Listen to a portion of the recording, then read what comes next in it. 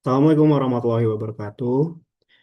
Yang saya hormati dosen pembimbing saya. Yang pertama ada Ibu Despi Nodara selaku dosen pembimbing pertama. Lalu dosen pembimbing kedua ada Bapak Agung Wahyuandaru. Di sini saya akan mempresentasikan seminar proposal saya yang berjudul Pengaruh Kompensasi dan Lingkungan Kerja terhadap minat melamar pekerjaan pada generasi Z pengguna aplikasi Job Portal di DKI Jakarta. Makan Bapak Ibu, saya Muhammad Afkar Hanif Singajuru dengan NIM 17056222157. Oke, jadi ini merupakan latar belakang penelitian mengapa saya mengambil judul tersebut. Jadi saya mengambil judul tersebut ini berdasarkan penelitian-penelitian terdahulu, yaitu ada sekitar 5 penelitian. Yang pertama, penelitian oleh Raza Khan tahun 2023 ia menunjukkan bahwa variabel kompensasi ini berpengaruh secara signifikan terhadap variabel minat melamar pekerjaan. Lalu juga ditunjukkan oleh penelitian oleh Lesmono and Widianto tahun 2024 ini menemukan bahwa kompensasi dan lingkungan kerja ini secara simultan atau berbarengan untuk memengaruhi minat melamar pada generasi Z. Lalu pada tahun 2022 oleh penelitian Go and Lee, ini menunjukkan bahwa lingkungan kerja seperti fleksibilitas, budaya kerja, lalu juga work from home dan lain-lainnya ini memengaruhi keputusan melamar generasi Z. Nah, juga ada penelitian Damayanti dan Gunarsari tahun 2024 menyatakan bahwa lingkungan kerja yang positif itu bisa meningkatkan daya tarik organisasi maupun perusahaan untuk minat melamar mereka. Lalu yang terakhir ada penelitian Gisela tahun 2024 ini menunjukkan bahwa transparansi kompensasi pada aplikasi job portal itu meningkatkan minat melamar secara signifikan untuk perusahaan maupun organisasi yang sedang membuka lowongan. Oke, untuk latar belakang penelitian saya, ini ini yang selanjutnya. Saya telah melakukan pra-riset yang saya khususkan untuk mahasiswa manajemen angkatan 2022 yang dimana hasil untuk prasurveinya itu menunjukkan bahwa sebanyak 70 responden, maaf 70% responden ini mempertimbangkan kompensasi seperti gaji ataupun transparansi gaji ataupun benefit sebelum melamar.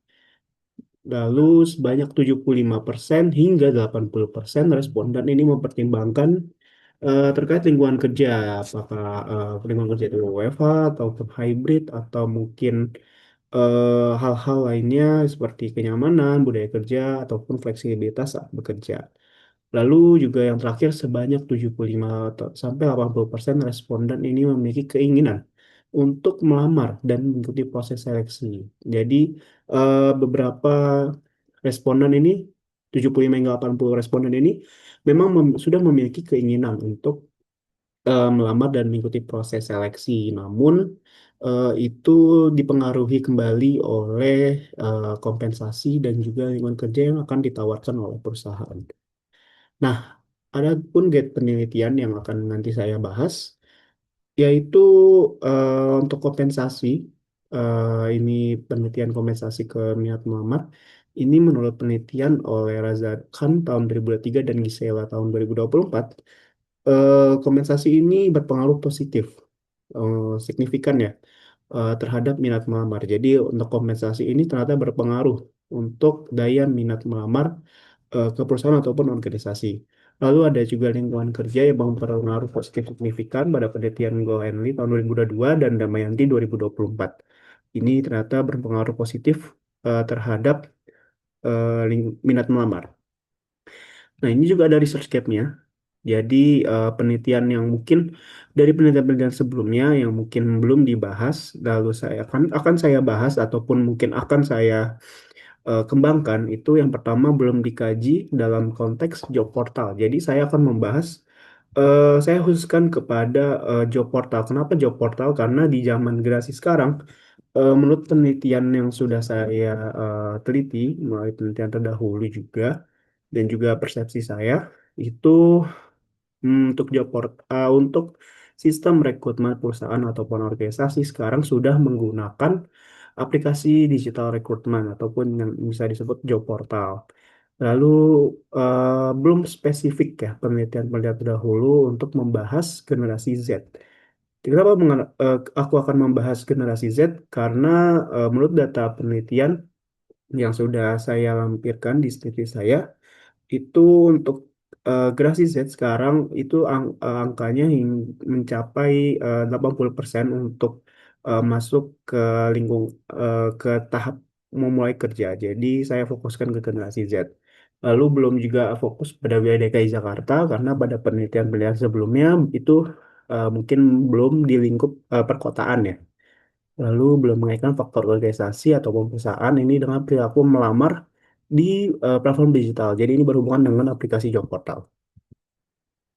Oke, ini merupakan pertanyaan penelitian dan juga tujuan penelitian saya. Pertanyaan penelitian saya yang pertama, apakah kompensasi ini berpengaruh secara signifikan terhadap minat melamar pekerjaan pada generasi Z menggunakan aplikasi job portal di DKI Jakarta? Lalu yang kedua, apakah lingkungan kerja ini juga berpengaruh secara signifikan terhadap minat melamar pekerjaan pada generasi Z menggunakan aplikasi job portal di DKI Jakarta?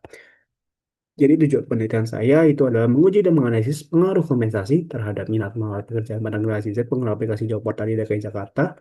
Lalu yang kedua, menguji dan menganalisis pengaruh lingkungan kerja terhadap minat melamar pekerjaan pada generasi Z pengguna aplikasi job portal di DKI Jakarta. Ini merupakan manfaat penelitian saya secara teoritis. Diharapkan ini bisa memperkaya kajian manajemen sumber daya manusia khususnya di perilaku pencari kerja generasi Z di era digital sekarang. Dan juga penelitian ini juga diharapkan memberikan kontribusi untuk pengembangan model empiris mengenai pengaruh kompensasi dan bekerja terhadap minat melamar pekerjaan juga bisa menjadi referensi untuk penelitian-penelitian selanjutnya. Lalu kalau untuk secara praktis, penelitian ini memberikan manfaat praktis untuk perusahaan atau organisasi untuk gimana perusahaan itu menyusun strategi rekrutmen yang sesuai dengan preferensi generasi Z yang dimana generasi Z saat ini sedang memasuki tahap dunia kerja. Jadi ini membantu juga untuk pengelola job portal untuk menyajikan informasi yang lebih efektif, UI UX-nya, lalu juga memberikan referensi juga bagi pencari kerja dan peneliti selanjutnya untuk memahami faktor yang mempengaruhi kepuasan melamar pekerjaan di era digital. Oke, ini merupakan landasan teori yang saya gunakan. Jadi untuk teori dasar saya menggunakan Theory of Planned Behavior yang dikemukakan oleh Eisen tahun 2020, yaitu perilaku individu ini dipengaruhi oleh niat atau intention. Minat melamar juga menjadi prediktor utama untuk perilaku melamar. Juga nantinya semakin tinggi minat, itu semakin besar juga kemungkinan melamar. Jadi tergantung apa yang akan ditawarkan oleh perusahaan dan juga apa yang diberikan untuk para pelamar. Lalu untuk teori pendukung saya melakukan eksperimentasi teori yang dikemukakan oleh Lutas Endo tahun 2021. Jadi individu termotivasi jika usaha mereka itu dihasilkan oleh reward yang bernilai seperti mungkin bonus ataupun tambahan gaji. Lalu juga ada equity theory oleh Colquitt tahun 2023. Jadi eh, individu menilai keadaan kompensasi berdasarkan perbandingan. Jadi mungkin dari eh, gaji kompensasi maksud saya itu apakah sesuai dengan pekerjaan yang mereka dapat.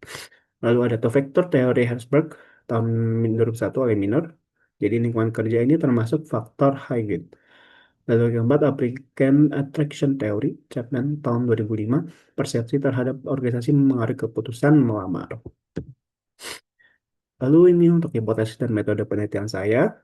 Untuk angka penelitian saya itu kompensasi apakah berpengaruh kepada minat melamar, pengaruh positif terhadap minat melamar pekerjaan, lalu lingkungan kerja apakah berpengaruh positif terhadap minat melamar pekerjaan. Untuk metode penelitian saya, ini yang akan saya teliti pada bulan Februari tahun hingga Juni 2026 di DKI Jakarta. Hasil penelitian saya ini penelitian kuantitatif, populasinya generasi Z pengguna aplikasi job portal di DKI Jakarta. Sampelnya ini saya mengenal probability sampling dengan teknik purposive sampling dengan kriteria yaitu pertama generasi Z, mendomisili di DKI Jakarta, pernah atau sedang menggunakan aplikasi job portal, lalu juga bersedia mengisi kuesioner dengan jumlah sampel minimal 384 responden setelah saya menggunakan teori Cochrane. Lalu teknik pengumpulan data ini dengan menggunakan penyimpanan kuesioner. Skala pengukuran saya ini skala Likert 1 sampai 4. Metode analisis saya menggunakan SMPLS. Ini untuk teknik analisis data saya menggunakan uji Untuk uji deskriptif, uji statistik ini digunakan untuk menyajikan gambaran umum data penelitian berdasarkan karakteristik responden dan ketentuan jawaban pada setiap variabel. Jadi ini ada kriteria data skor untuk 1 sampai 1,75 itu sangat rendah, 1,76 hingga 2,50 itu rendah, 2,51 hingga 3,25 itu tinggi, 3,26 hingga 4 itu sangat tinggi. Lalu juga ada uji instrumen nanti yang akan saya gunakan, yaitu ada author model, ada convergent fidelity. Dengan auto loading harus lebih besar dari 0,70, AVE yang lebih besar dari 0,50. Untuk discriminant fidelity for null Laker atau HTMT ini harus di bawah 0,90. Reliability Chromosome alpha ini harus lebih besar 0,70. Untuk composite reliability harus juga lebih besar dari 0,70. Lalu juga ada inner model yaitu nanti ada R square, Q square, F square. Lalu juga ada uji hipotesis yaitu tes statistik harus lebih besar dari 1,96 dan juga p-value di lebih kecil dari 0,05. Oke, sekian. Terima kasih atas presentasi singkat saya untuk semua proposal pada eh, pagi hari ini. Saya ucapkan terima kasih pada Bapak Ibu yang sudah menonton. Assalamualaikum warahmatullahi wabarakatuh.